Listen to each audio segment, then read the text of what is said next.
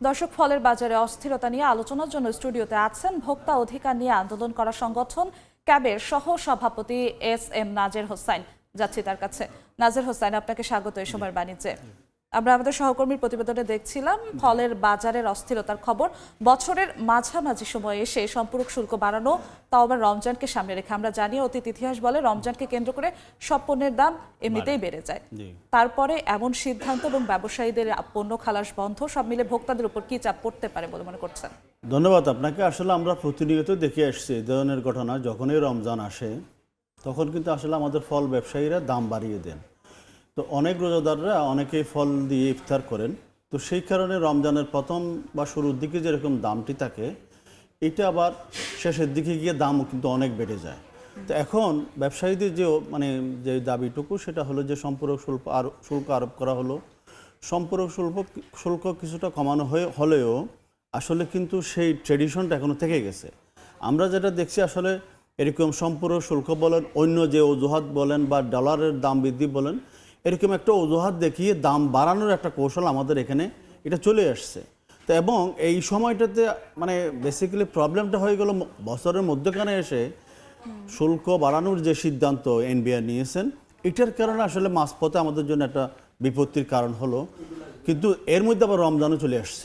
তো রমজানকে নিয়ে তো তাদের এমনি একটা পরিকল্পনা থাকে দামটা বাড়ানো বা কৌশলটা কিভাবে করা যায় সেগুলো নিয়ে। এবং আমরা দেখি যে আমাদের ব্যবসায়ীরা যে কাজটি করেন যে রমজানে তারা 1 মাস ব্যবসা করবেন, 11 মাস বসে থাকবেন, 11 মাসের মুনাফাটা 1 মাসেই তাকে নিতে হচ্ছে। এই ধরনের একটা টেন্ডেন্সি আমাদের থাকার কারণে তারা এই ধরনের প্রস্তুতি নিয়ে আসে।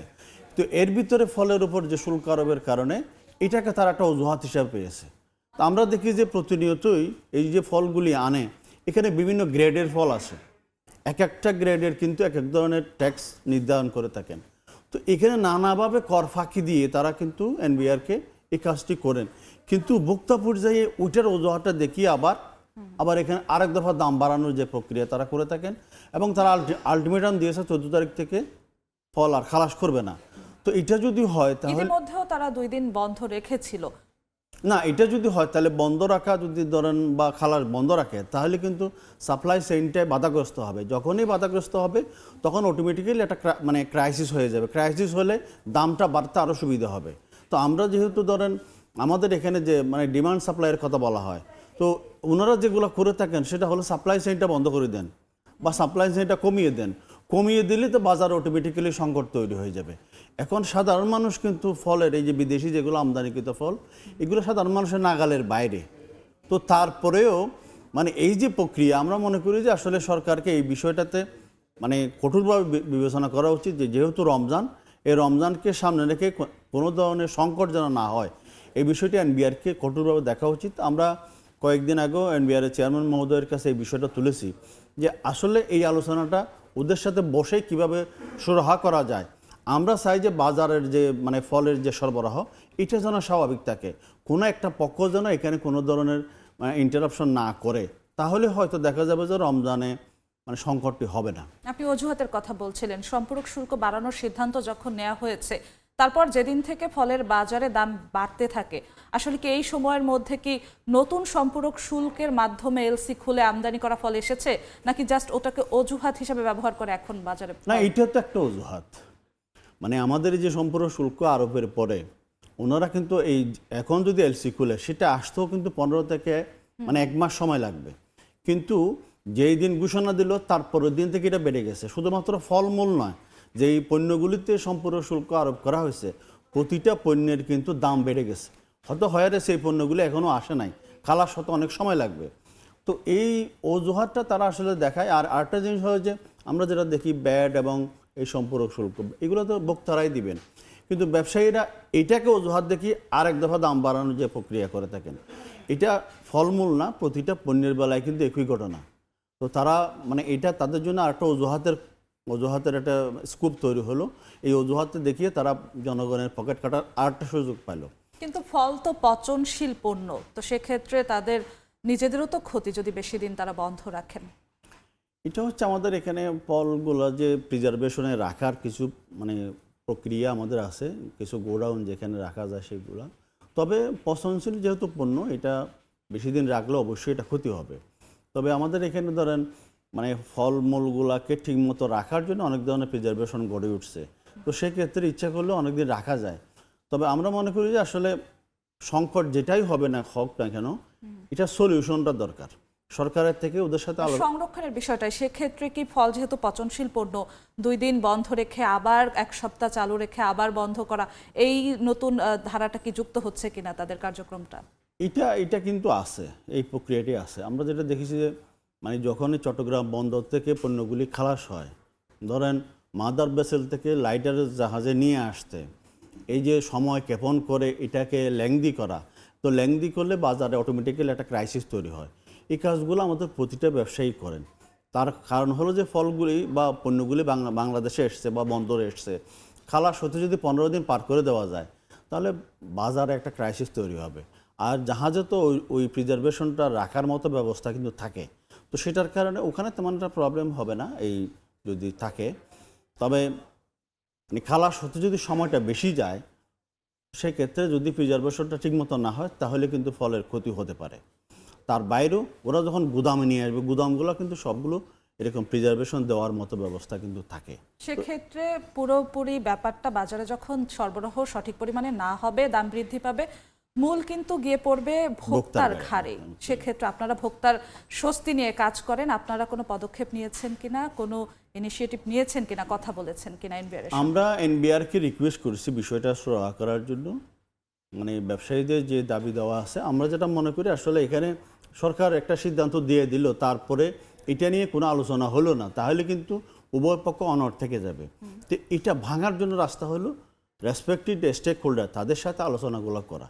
তো আমরা এনবিআরকে রিকোয়েস্ট করছি যে ওদের সাথে বসে বিষয়টা কীভাবে সুরাহা করা যায়, তারা যে দাবিটুকু দিচ্ছেন সেক্ষেত্রে এনবিআর কী করতে পারে, অথবা এখানে কোনো অল্টারনেটিভ সলিউশন বের করা যায় কিনা। তা আমরা রিকোয়েস্ট করছি, এখন যদি সরকার সেটা শুনে তাহলে অবশ্যই এটা সমাধানের জায়গায় যাবে। আর ব্যবসায়ীরা যদি কোনো ধরনের অযৌক্তিক দাবি নিয়ে আসে সেটাও তো আসলে মানে মানার বিষয় না। তো সেই জন্য আমরা মনে করি যে উভয় পক্ষেই এগিয়ে আসতে হবে, ব্যবসায়ীদেরকে এগিয়ে আসতে হবে এবং আমাদের এনবিআরকে এগিয়ে আসতে হবে। দুপক্ষ থেকে আপনারা সাড়া কেমন পেয়েছেন? আমরা বলেছি সারার কথা এখনো শুনি নাই, হয়তো বসবে তারা। ইতিমধ্যে একটা গ্রুপের সাথে আমি দেখছি যে এনবিআর বসছে, তো তাদের সাথে হয়তো বসতে পারে। সেক্ষেত্রে সম্পূরক শুল্ক যদি এখন কমানোর সিদ্ধান্তও নেওয়া হয়, ফলের বাজার রমজানের আগে কি শান্ত হওয়ার কোনো আশা দেখছেন কিনা আপনি? না, যদি ধরেন ব্যবসায়ীরা তাদের দাবি দেওয়াগুলো ফিরে মানে সমাধান হয়ে যায় তাহলে তো অবশ্যই এটা কমবে। তবে প্রবলেম হলো আমাদের এখানে দাম যতটুকু বাড়ে, ইন্টারন্যাশনাল মার্কেট বলেন না যাই বলেন, যে কোনো অজুহাতে দাম বাড়ে, দাম কমার বেলায় কিন্তু উল্টা যুক্তি, আমি বেশি দামে কিনছি। কিন্তু আপনি এই যে হঠাৎ করে দাম বাড়িয়ে দিলেন, সেটা কম দামে কিনে বেশি দামে বাড়িয়ে দিলেন, বাড়ার ক্ষেত্রে তারা যতটা আগ্রহী, কমার ক্ষেত্রে তারা কিন্তু আগ্রহী না।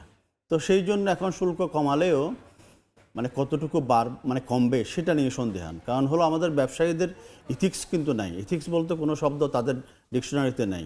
তো যার কারণে মানে ওই যে কমার বিষয়ের ক্ষেত্রে তারা সেই সিদ্ধান্তটা মানেন না, যেটা আমরা দেখছি প্রতিনিয়ত। তো সেই ক্ষেত্রে কমবে কি না সেটা নিয়ে সন্দেহান। তো এখানে যদি ব্যবসায়ীরা স্বচ্ছভাবে এগিয়ে আসেন, দাম ইন্টারন্যাশনাল মার্কেটে বাড়ুক বা যে কোনোভাবে বাড়াবে, আর ইন্টারন্যাশনাল মার্কেট বা দেশীয় মার্কেটের কারণে যদি কমে তাহলে কমানো উচিত।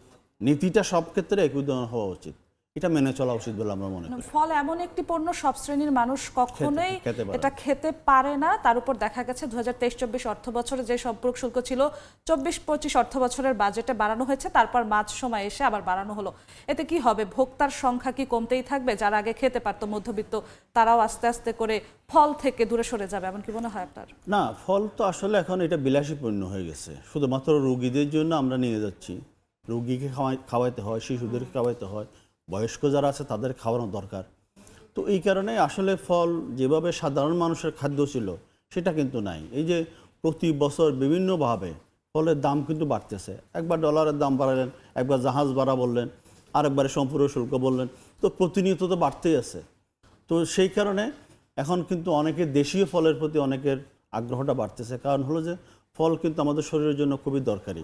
তো সেই ক্ষেত্রে যেটা আমদানিকৃত ফল, এটার প্রাইস যেহেতু প্রতিনিয়ত বাড়তেছে, সেই কারণে এখন মানুষ বাধ্য হয়ে লোকাল ফলের উপর কিন্তু। দেশীয় ফলের মৌসুমও তো আবার সব সময় থাকে না বছর জুড়ে, সেক্ষেত্রে কি করবেন ভোক্তারা? দেশীয় ফলের মানে এটাই একটা প্রবলেম। তো আমাদের আসলে কৃষিতে এরকম নানা ধরনের ভ্যারাইটি উদ্ভাবন করা দরকার, যে দেশীয় ফল যেগুলি আছে আমাদের দেশে অনেক জায়গাতে এরকম মানে ফল উৎপাদনের যে সমস্ত ফলগুলি আছে সেগুলোর ভ্যারাইটিগুলো উদ্ভাবন করা যায় কিনা, উদ্ভাবনী কিছু কাজ যদি আমাদের কৃষি সম্প্রসারণ অধিদপ্তর করতে পারে অথবা কৃষি গবেষণা কাউন্সিল যারা আছে তারা করতে পারে, তাহলে আমাদের বিদেশি ফলের প্রতি নির্ভরশীলতা এই বিষয়গুলি কমে আসবে। তবে মানে ফলটা বিলাসী হয়ে যাওয়ার কারণে সাধারণ মানুষের এখন কিন্তু নাগালে নাই এবং প্রতিনিয়ত বাড়তেছে, যে কোনো অজুহাত দেখিয়ে বাড়তেছে এবং মানে এখানে অনেকেই নানা ধরনের প্রিজার্ভেশন দিয়ে এটাকে দীর্ঘদিন রাখার যে সংস্কৃতি গড়ে উঠছে সেটা যদিও ধরেন সাইন্টিফিক্যালি ওরা অনেকেই বলছে সেটা ঠিক আছে, কিন্তু দীর্ঘদিন থাকার পরে হয়তো কোনো কোনো জায়গায় তার যে ধরনের থাকার কথা সেটা নাও থাকতে পারে। হ্যাঁ, ভোক্তার স্বস্তি মিলুক তেমন প্রত্যাশা আমাদের তেমন থাকবে। প্রত্যাশা। আপনাকে অসংখ্য ধন্যবাদ আমাদের সঙ্গে যুক্ত হওয়ার জন্য। দর্শক, ফলের বাজার অস্থিরতা নিয়ে আমাদের সঙ্গে আলোচনার জন্য স্টুডিওতে উপস্থিত হয়েছিলেন ভোক্তার অধিকার নিয়ে কাজ করা সংগঠন ক্যাবের সহ সভাপতি এস এম নাজের হোসেন।